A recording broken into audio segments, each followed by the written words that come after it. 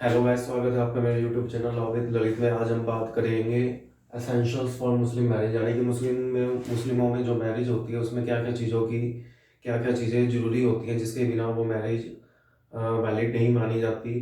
तो मुस्लिमों में जैसे आपको पता है कि कई कई रिलीजियस एक्टिविटीज़ होती है, धार्मिक जो रीति रिवाज होते हैं वो किए जाते हैं, जिनकी देखा जाए तो एक लीगल तौर पे देखा जाए तो जरूरत नहीं होती है, लेकिन फिर भी कुछ ना कुछ तो रीति रिवाज उनको करने पड़ते हैं, जिनके अगर वो चीज़ें नहीं करेंगे तो शादी को एक प्रकार से वैलिड नहीं माना जाता, मतलब कि रेगुलर मानी जाती है।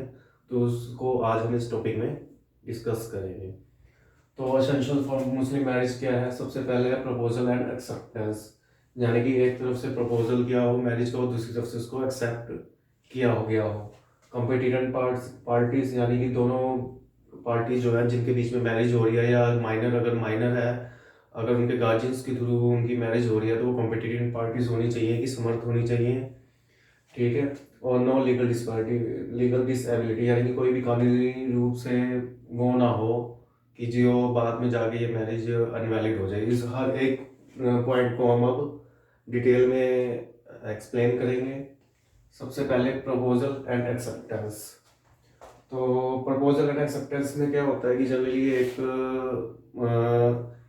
के द्वारा मैरिज का प्रपोजल दिया जाता है। अगर कोई भी बंदा कोई भी जो लड़का है किसी लड़की से शादी करना चाहता है तो ऑफर दिया जाता है शादी के लिए कि एज ए डावर भी दी जाती है कि 5,000 रुपये 10,000 रुपये जो भी उसकी लिमिट हो, उसके अकॉर्डिंग अगर वो जो लड़की है उसको एक्सेप्ट कर लेती है तो वो उसको मैरिज माना जाता है। लाइक अगर अगर लड़का या लड़की दोनों माइनर है तो ये क्या किया जाता है उनके पेरेंट्स के द्वारा, जिसमें एक पेरेंट्स के द्वारा ऑफर दिया जाता है मतलब ये शादी के लिए। अगर वो दूसरी पार्टी उसको एक्सेप्ट कर लेती है तो वो मैरिज के लिए आगे बढ़ते हैं। तो क्या होता है इनमें, मैरिज लाइक अदर कॉन्ट्रैक्ट, यानी कि मैरिज जो है, शादी है, जैसे दूसरे कॉन्ट्रैक्ट होते हैं, कॉन्स्टिट्यूट बाय इजाब ए कबूल, यानी इजाब ए कबूल के द्वारा कॉन्स्टिट्यूट की जाती है, कि कंप्लीट की जाती है, पूरी की जाती है इजाब ए कबूल के द्वारा।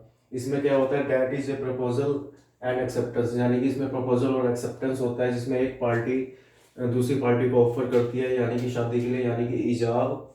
अगर अगली पार्टी उसको एक्सेप्ट कर लेती है तो उस शादी जो है वैलिड मानी जाती है। तो प्रपोजल एंड एक्सेप्टेंस के अलावा कई और चीज़ें हैं जो उसमें होनी चाहिए, जिसको हम, हाँ एक चीज़ और है कि प्रपोजल और एक्सेप्टेंस जरूरी नहीं है कि ये रिटर्न फॉर्म में ही होना चाहिए, ओरल और रिटर्न फॉर्म दोनों में से किसी में भी हो सकता है। एक केस हुआ था जनाबा वर्सेस अब्दुल रहमान, जिसमें कोर्ट ने एक ऑर्डर दिया था कि जो भी एक्सेप्टेंस और प्रपोजल होता है ये जरूरी नहीं है कि रिटन डॉक्यूमेंट में होना चाहिए। इसको एक ओरली, यानी कि एक कहकर भी और रिटन दोनों में हो सकता है। तो कोर्ट ने एक ये ऑर्डर दिया, मतलब कि इसमें ये हुआ था कि अगर जो प्रपोजल और एक्सेप्टेंस, यानी कि जो ऑफर दिया गया था, जो उसका एक्सेप्टेंस हुआ था मैरिज के टाइम में, अगर रिटन डॉक्यूमेंट में होता है तो उस डॉक्यूमेंट को कहा जाता है कबीब नामा। तो ये कबीब नामा यानी कि एक डॉक्यूमेंट होता है, एक जनरली एक प्रूफ के तौर पर माना जाता है, एक एविडेंस माना जाता है, कि जिसमें ये लिखा हुआ है कि इन दोनों लोगों के आपस में बीच में शादी हुई है और ये एक मैरिड है, एक लीगली तौर से मैरिड है। तो ये जरूरी नहीं है कि सिर्फ रिटर्न में ही होना चाहिए या ओरल में होना चाहिए, दोनों तरीकों में किसी में भी हो सकता है। तो हमारा सेकंड पॉइंट है एसेंशियल ऑफ मैरिज के लिए वन मीटिंग, यानी कि प्रपोजल और एक्सेप्टेंस जो होता है मैरिज का वो एक ही मीटिंग में होना चाहिए। यानी कि एक मीटिंग में अगर ये प्रोसेस जो है कंप्लीट होना चाहिए। जैसे किसी ने शादी करना चाहता है किसी लड़की से, वहाँ पे शादी के रिचुअल्स चल रहे हैं, तो जो उसमें ऑफर किया जाता है हस्बैंड के द्वारा, मतलब लड़के के द्वारा या लड़के के माता पिता के द्वारा, तो ऑफर दिया जाता है, तो उसकी एक्सेप्टेंस भी जो ब्राइड साइड से या दुल्हन की साइड से जो भी होनी चाहिए, या उसके गार्जियन की तरफ से हो या उसकी तरफ से, वो उसी मीटिंग में ही होनी चाहिए। अगर कोई प्रपोजल एक मीटिंग में दिया जाता है, पहले दिन दिया जाता है, लेकिन उसका जो एक्सेप्टेंस होती है उस ऑफर की अगले दिन की जाती है या उससे आगे की जाती है, तो वो भी मैरिज वैलिड नहीं मानी जाती है अकॉर्डिंग टू मुस्लिम लॉ। ठीक है। तो कह सकते हैं हम, the other requirement of valid marriage that the process of marriage, यानी कि रिक्वायरमेंट क्या है मैरिज की, कि जो प्रोसेस है शादी का must be completed in one meeting, यानी कि एक ही मीटिंग में वो प्रोसेस कंप्लीट हो जाना चाहिए। यानी कि प्रपोजल और acceptance must be done in one meeting, यानी एक ही मीटिंग में होना चाहिए। वो अगर दूसरी मीटिंग में हो जाता है या थोड़े टाइम बाद होता है तो उसको एक वैलिड नहीं माना जाता। तो इसी में ही हम बात करेंगे, एक केस हुआ था राशिदा खातून वर्सेस एसके इस्लाम। इसमें ये क्या हुआ था कि जैसे जो एसके इस्लाम था, जो मतलब कि जो लड़का था जिसने एक लड़की वो लड़की को कहा था कि फ्यूचर में मैरिज करने के लिए, कि वो फ्यूचर में उसके साथ मैरिज कर लेगा, तो क्या हुआ था सीन की उसने लड़की ने फिर वो एक फिजिकल रिलेशनशिप में आ गए। तो बाद में जो लड़की थी उसने क्लेम किया कि उसकी एज ए वाइफ के लिए। तो कोर्ट ने वहाँ पे देखा, उन्होंने एक एक मुल्ला की बुक जो बुक थी उसका रेफरेंस लिया। उसके अकॉर्डिंग ये था कि प्रपोजल और एक्सेप्टेंस जो है वो एक ही मीटिंग में होनी चाहिए, यानी कि जो शादी का प्रपोजल या वो प्रपोज किया है शादी के लिए, और जो उसकी एक्सेप्टेंस है उसी वक्त होनी चाहिए, यानी कि वो फ्यूचर में नहीं होनी चाहिए कि फ्यूचर में एश्योरेंस कर दिया या वो कर दिया। और सबसे बड़ी बात इसके लिए सबसे पहले ये भी होना जरूरी है कि दो बच्चों मतलब कि दो बच्चों का मतलब उसमें कम से कम विटनेस का भी होना जरूरी है according to Sunni Sunni law के अकॉर्डिंग। कम से कम दो मेल नहीं, दो मेल या एक मेल और दो फीमेल विटनेस का होना जरूरी है। तो इस प्रोसेस में जैसे उसका बच्चा भी हो गया तो उसने एज ए वाइफ के लिए क्लेम किया। तो कोर्ट ने इसके अकॉर्डिंग इसमें ये कहा कहा कि जो उड़ीसा बोर्ड ने तो ये कहा कि जो प्रपोजल और एक्सेप्टेंस है वो एक ही मीटिंग में नहीं हुआ। इसमें कोई एक्सेप्टेंस नहीं किया गया था शादी के लिए, यानी सिर्फ एक फ्यूचर के लिए एक अश्योरेंस दिया गया था। तो जो है इसके अकॉर्डिंग जो मतलब कोर्ट के according according to Muslim law ये मैरिज को वैध नहीं माना गया, उसे एज ए वाइफ का स्टेटस नहीं दिया गया। तो जनरली उनका ये कहना था कि ऑफर के मतलब कि सिर्फ फ्यूचर के लिए अश्योरेंस दे दे, उसके बेस पे अगर फिजिकल रिलेशनशिप बनाए गए तो ये माना नहीं जा सकता कि ये हम तुम दोनों के आपस के बीच में शादी हुई है। और कम से कम मुस्लिम लॉ के अकॉर्डिंग दो witness, Sunni law according to Sunni law Shia law में विटनेस की जरूरत नहीं पड़ती है। और क्या क्या रिक्वायर्ड है, सबसे पहले आगे हम चलेंगे रिसिप्रोसिटी पे, यानी कि उसका मतलब होता है पारस्परिक आदान प्रदान, यानी कि जो ऑफर और एक्सेप्टेंस किया गया है वो एक प्रकार से पारस्परिक आदान प्रदान के रूप में होना चाहिए। यानी कि प्रपोजल और एक्सेप्टेंस किया है, यानी कि एक मतलब एक लड़के ने या उसके गार्जियंस ने मतलब कि एक ऑफर दिया है कि जो 2000 रुपीज डावर मतलब एज ए मैरिज के लिए कंसिडरेशन दिया गया है फॉर ए मैरिज, यानी कि 2000 रुपीज जो डावर है 2000 रुपीज एज ए रुपीज उसने ऑफर किया है as a Dawar for marriage को कंप्लीट होने के लिए। अगर अगर पार्टी इसको एक्सेप्ट नहीं करती, अगर वो एक कंडीशन डाल देती है कि मैं अगर 4000 रुपीज दोगे तो ये मैरिज को इस ऑफर को एक्सेप्ट किया जाएगा, तो वो चीज़ होनी नहीं चाहिए। यानी कि आदान प्रदान जो है पारस्परिक पारस्परिक रूप से होना चाहिए कि जितना ऑफर किया गया है अगर उसमें उसने एक्सेप्ट कर लिया है तो वो वैलिड माना जाएगा, नहीं तो अगर कोई कंडीशन डाली जाती है तो वो वैलिड नहीं माना जाएगा। अब नेक्स्ट बात करते हैं हम विटनेस की। तो मुस्लिम मैरिज में जो सुन्नी लॉ है, सुन्नी लॉ के अकॉर्डिंग अगर दो लोगों के बीच में मैरिज हो रही है या मतलब हस्बैंड एंड दो लोगों के बीच अगर मैरिज हो रही है तो उसमें कम से कम अगर सुन्नी लॉ के अकॉर्डिंग बात करें तो दो मेल विटनेस दो मेल विटनेस और वन मेल विटनेस, नहीं तो दो फीमेल विटनेस का होना जरूरी है। वो मस्ट बी अडल्ट होने चाहिए, पूरे मतलब प्रॉपर्टी को अचीव कर चुके हों, वो मतलब पूरे अडल्ट होने चाहिए, मेजर होने चाहिए, ये नहीं कि कोई मतलब कि माइनर हो या वो हो। जो विटनेस होने चाहिए वो मेजर होने चाहिए। उनके प्रेजेंस में ही अगर ये शादी होती है अकॉर्डिंग टू सुन्नी लॉ तो वो वैलिड मानी जाएगी। जबकि जो हमारा शिया लॉ है, शिया लॉ के अकॉर्डिंग विटनेस की जरूरत नहीं होती मैरिज के टाइम में। और वो शिया लॉ में सिर्फ डिवोर्स के टाइम में जब मैरिज का डिसोल्यूशन हो रहा होता है या तलाक के टाइम में दो बंदों का विटनेस का होना जरूरी है। अब हम बात करेंगे फ्री विल एंड कंसेंट, यानी कि प्रपोजल और एक्सेप्टेंस होना चाहिए, फ्री विल और कंसेंट से होना चाहिए, मतलब किसी की जबरदस्ती वगैरह में नहीं होना चाहिए या किसी फ्रॉड केस में नहीं होना चाहिए। अगर लड़का और लड़की अगर शादी में एंट्री कर रहे हैं तो वो अपनी मर्जी से एंट्री करें। अगर वो लड़का और लड़की माइनर है तो अगर उनके पेरेंट्स हैं तो वो उनकी भी फ्री विल होनी चाहिए, मतलब किसी के दबाव में नहीं आने चाहिए, किसी के फियर में नहीं आने चाहिए, किसी को धमका, मतलब कि अगर फ्री विल जो कंसेंट है शादी के लिए, जो शादी का एक्सेप्टेंस और प्रपोजल किया जा रहा है वो किसी के दबाव में किया जा रहा है या धमकी दे के किया जा रहा है, तो तब भी वो वो इनवैलिड मानी जाएगी। तो शादी के लिए मतलब कि लड़का और लड़की की रजामंदी भी होनी जरूरी है, ये सबसे बड़ी बेसिक नीड है। अगर वो लड़का लड़की माइनर है तो गार्जियंस जो है उनकी तरफ से वो होना चाहिए।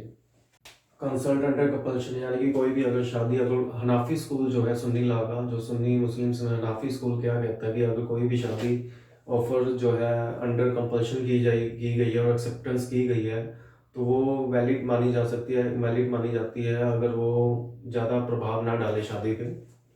तो क्या है Hanafi school of Sunni law क्या कहता है कि अगर कुछ खासकर तीन चीज़ें हैं, चाहे अगर जॉब में भी कहीं हो लेकिन वो गंभीर ही मानी जाती हैं। वो क्या क्या चीज़ें हैं? सबसे पहले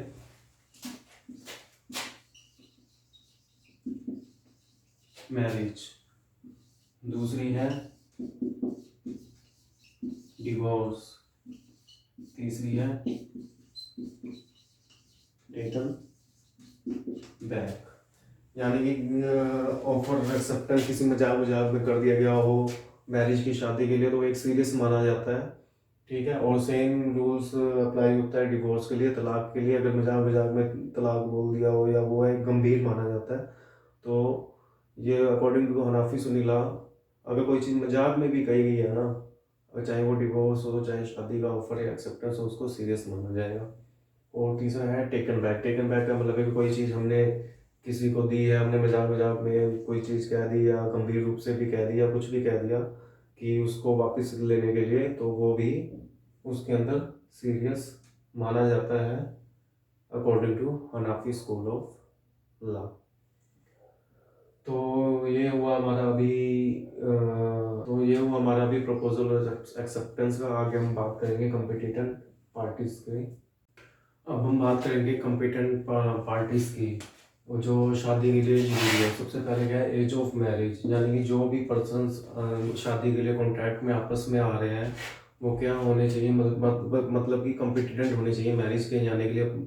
यानी कि वो प्रॉपर एज जिनकी अचीव होगी, वो वयस्क हों, अडल्ट हों, ताकि वो मैरिज के कॉन्ट्रैक्ट में एंटर कर सके। और जो सबसे बड़ी रिक्वायरमेंट क्या है कि जो अपनी शादी कर रहे हैं, वो जो भी पर्सन्स आपस में शादी के कॉन्ट्रैक्ट में आ रहे हैं, क्या होने चाहिए?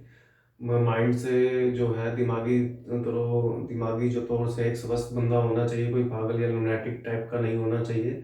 अगर कोई भी मैरिज ऐसी कंस्टिट्यूट की जाती है जिसमें जो बंदा है या बंदी है दिमागी रूप से स्वस्थ नहीं है, लुनैटिक है या मेंटल है या पागल टाइप का है, तो वो मैरिज को अनवैलिड माना जाता है। तो सबसे बड़ी रिक्वायरमेंट क्या है कि कॉम्पिटिटेंट पार्टीज होनी चाहिए। अब हम बात करते हैं पॉवर्टी।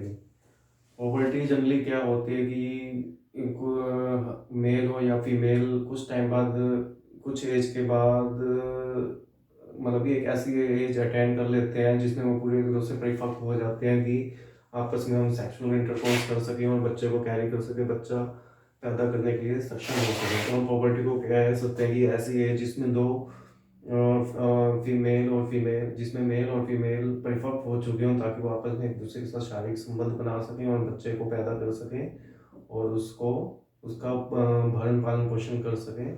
तो वो एज क्या कहलाती है? पॉवर्टी। जो मुस्लिम में अकॉर्डिंग जो एज होती है मेजॉरिटी और पॉवर्टी की सेम ही है। वैसे एक अजम्पशन माना जाता है कि जो कोई भी है मेल या फीमेल है, वो एज ऑफ मेजॉरिटी क्या होती है उसकी 15। But according to Muslims different different जो है पर्सन ने अपनी डिफरेंट डिफरेंट वो दे रखी है अपने।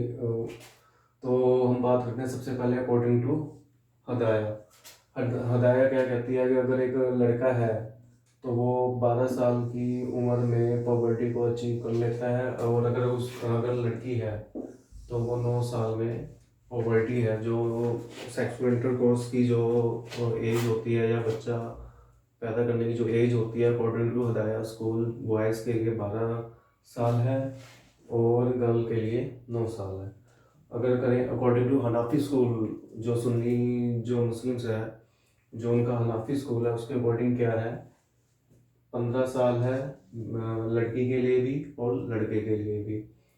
अगर हम बात करें according to Shia female, according to जो शिया शिया जो मुस्लिम्स हैं उनके अकॉर्डिंग, जो एक लड़की लड़की के मामले में खासकर ये कहते हैं कि जैसे ही उसको मेंस्ट्रुएशन पीरियड स्टार्ट हो जाते हैं, जैसे ही मेंस्ट्रुएशन स्टार्ट हो जाता है या पीरियड स्टार्ट हो जाते हैं, उसको मान लिया जाता है कि उसने प्रॉपर्टी को मतलब प्रॉपर्टी को अचीव कर लिया है, यानी कि अब ये सेक्सुअल इंटरकोर्स के लिए रेडी है और बच्चों को पैदा कर सकती है। तो बट एक कोर्ट की वर्डिक्ट ने कहा कहा है कि 9 साल में अकॉर्डिंग टू शिया की लड़की जो है वो अचीव कर लेती है प्रॉपर्टी को। तो अब यहाँ पे आपको समझ ही आ गया होगा कि प्रॉपर्टी क्या होती है और जो मुस्लिम्स हैं उनके अकॉर्डिंग प्रॉपर्टी की एज क्या होती है। तो एक और भी है कि मेजॉरिटी जो है अकॉर्डिंग टू इंडियन लॉ के अकॉर्डिंग, अगर किसी भी लड़की या लड़के की शादी, अगर लड़का है अगर उसकी 30 साल से पहले शादी होती है, या लड़का है अगर लड़की है अगर उसकी 18 साल से पहले शादी होती है, तो वो चाइल्ड मैरिज के अकॉर्डिंग चाइल्ड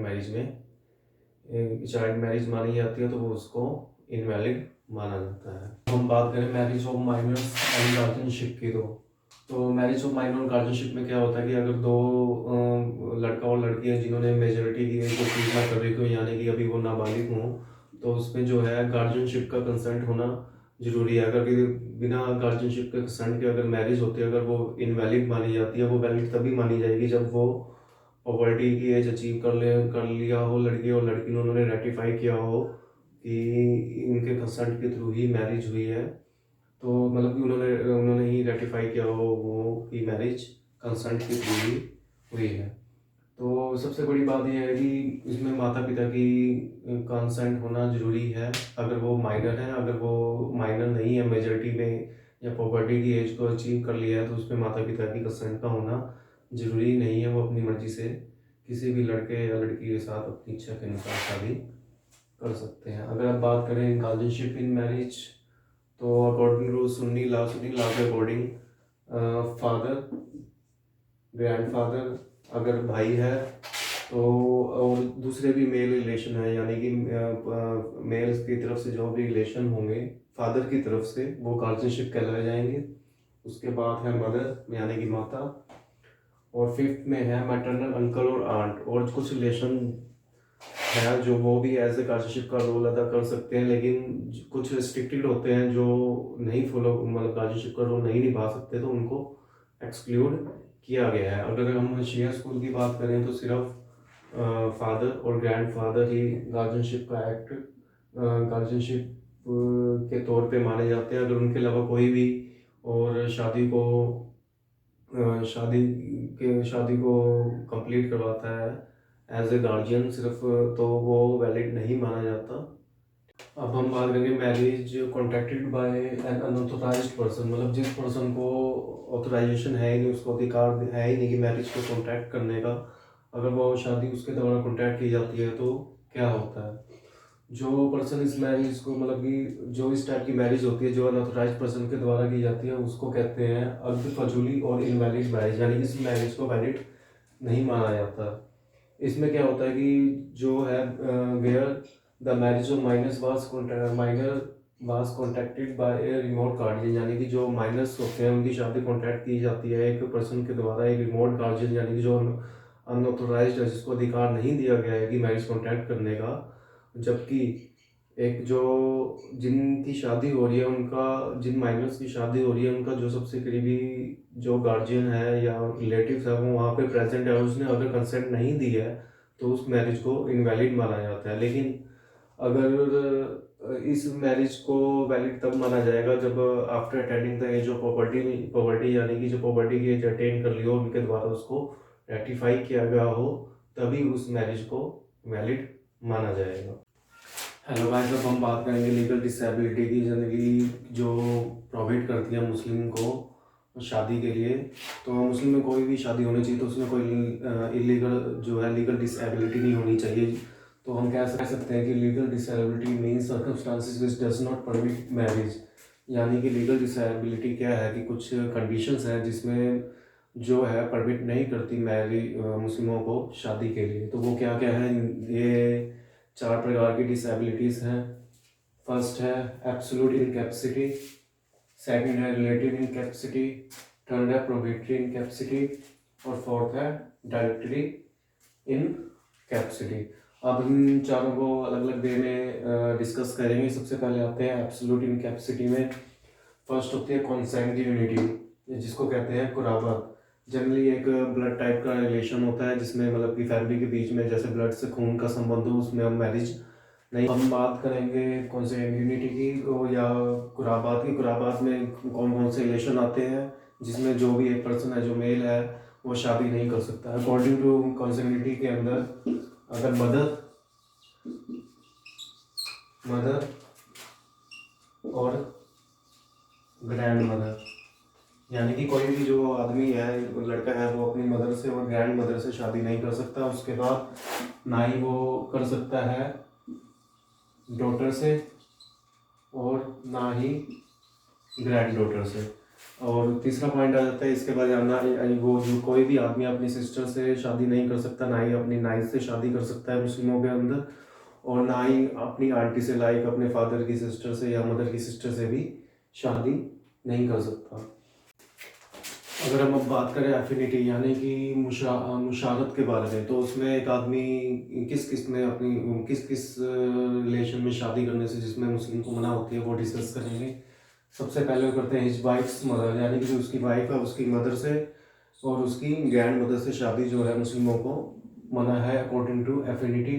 और सेकंड है इज हिज वाइफ्स डॉटर, यानी कि उसकी पत्नी की जो डॉटर है, जो लड़की है, या उसकी लड़की की जो लड़की उसके लड़के की जो लड़की है, तो उससे शादी करने के लिए मनाही है। थर्ड है वाइफ ऑफ हिज फादर, जो उसके फादर की वाइफ है या ग्रैंडफादर की वाइफ है उससे भी शादी करने के लिए मनाही है। अब fourth and last point wife of his son, यानी कि उसकी जो लड़का है जो आदमी है उसके लड़के की वाइफ से और उसके लड़के की वाइफ से और उसके जो लड़की है उसका लड़का है जो उसकी वाइफ से भी जो है अकॉर्डिंग टू मुशर्रफत मुस्लिमों को शादी करने से मना है। बात करेंगे फोस्टर एंड रीजा। ये फोस्टर एंड रीजा होता क्या है, मान लो कि 1-2 साल का लड़का है, उसको कोई औरत दूध पिलाती है जबकि वो उसकी माता नहीं है, तो जो जो औरत उसको दूध पिलाती है तो वो उसकी फोस्टर मदर मानी जाती है। तो हम क्या कह सकते हैं, When a child under the age of 2 years is suckled by a woman other than its own mother, यानी कि उसकी माँ ने उसको दूध नहीं पिलाया जबकि उसकी किसी दूसरी औरत ने उसको दूध पिलाया, तो वो क्या बन जाती है, उसकी फोस्टर मदर बन जाती है। तो जो आदमी है जिसको दूध पिलाया हुआ है, so a man can not marry his foster mother, यानी कि अपनी फोस्टर मदर से शादी नहीं कर सकता, ना ही उसकी लड़की से, ना ही अपनी फोस्टर सिस्टर से। लेकिन एक एक्सेप्शन है, कुछ एक्सेप्शन है इसके अंदर अकॉर्डिंग टू सुन्नी, कि अगर फोस्टर सिस्टर है यानी कि कोई लड़का है उसकी सिस्टर को किसी ने दूध पिलाया है, तो उस सिस्टर की फोस्टर मदर से वो शादी कर सकता है। अब हम बात करेंगे रिलेटिव इनकैपेसिटी की। रिलेटिव इनकैपेसिटी यानी कि कुछ टाइप के प्रतिबंध लगे होते हैं जिसके अकॉर्डिंग जो है मुस्लिम है उन कुछ रिलेशंस में किसी के साथ मतलब कि कुछ प्रतिबंधों के कारण शादी नहीं कर सकते। लेकिन अगर वो कुछ ऐसी कंडीशन हो जाता है कि वो कुछ चेंजेस कर ले ताकि वो प्रतिबंध हट जाए, तो वो उस मैरिज को वैलिड माना जा सकता है। Like unlawful conjunction. तो अनलॉफुल कंजक्शन में ये होता है कि अगर कोई भी आदमी या लड़का किसी के साथ शादी कर रहा है, दो औरतों के साथ, अगर उनका आपस में कुछ प्रॉपर कनेक्शन है, ब्लड कनेक्शन है, लाइक अगर दोनों सिस्टर्स हैं आपस में, तो जो आदमी है मुस्लिम लॉ के अकॉर्डिंग उन दोनों सिस्टर से शादी नहीं कर सकता। सिस्टर से शादी नहीं कर सकता, ना ही वो अपनी भतीजी से शादी कर सकता, ना ही नाइस से, ना ही अपनी आंटी से। लेकिन ये कंडीशंस रिमूव भी हो सकती हैं, लाइक अगर दो सिस्टर हैं, अगर एक सिस्टर की डेथ हो जाती है, अगर एक सिस्टर को या तो वो डिवोर्स दे देता है तो वो दूसरी सिस्टर से शादी कर सकता है। तो हम कह सकते हैं लॉफुल कंजक्शन क्या होता है, जिसमें जनरली जो भी एक मेल है दो सिस्टर से शादी नहीं कर सकता, जिसके साथ उसका मतलब अपनी वाइफ के सिस्टर के साथ शादी नहीं कर सकता, ना ही नाइस के साथ, ना ही अपनी आंटी के साथ। और यह ऐसा इसलिए किया गया क्योंकि यहाँ पे एक ड्यूल रिलेशनशिप हो जाता है, डबल रिश्तेदारी हो जाती है। इस रिश्तेदारी को रोकने के लिए ये चीज़ें की गई। और सेकंड है पॉलीगैमी। पॉलीगैमी का मीनिंग है बहुविवाह, यानी कि जो मुस्लिम है अकॉर्डिंग टू मोहम्मद कि जो मुस्लिमों को सिर्फ 4 शादियाँ, एक आदमी को सिर्फ 4 शादियाँ करने की इजाज़त है। अगर 4 से ज़्यादा शादी की जाती है तो उसको वैलिड नहीं माना जाता। तो अगर कोई भी आदमी 5वीं शादी कर लेता है मुस्लिमों के अंदर तो उसको इनवैलिड माना जाता है। लेकिन इसका भी एक रिसेप्शन है। जो कोई भी जो आदमी है 5वीं शादी तभी कर सकता है जब वो पिछली जो 4 वाइफ है उनमें से किसी की डेथ हो गई हो या उसमें से किसी को डिवोर्स दे दिया गया हो। एब्सेंस ऑफ प्रॉपर विटनेस, जैसे कि आपको मैंने पिछली क्लासों में भी बताया है कि जो अकॉर्डिंग टू सुन्नी लॉ कम से कम 2 मेल विटनेस या 1 मेल विटनेस और कम से कम 2 फीमेल विटनेस का होना जरूरी है at the time of marriage, शादी के वक्त। अगर विटनेस की प्रेजेंस नहीं है तो वो शादी इनवैलिड मानी जाती है। जो विटनेस प्रेजेंट होने चाहिए वो कम से कम पूरे एडल्ट होने चाहिए, पूरी प्रॉपर्टी को अचीव कर चुके हो चाहिए, मेजर होने चाहिए, यानी कि एक वयस्क होने चाहिए।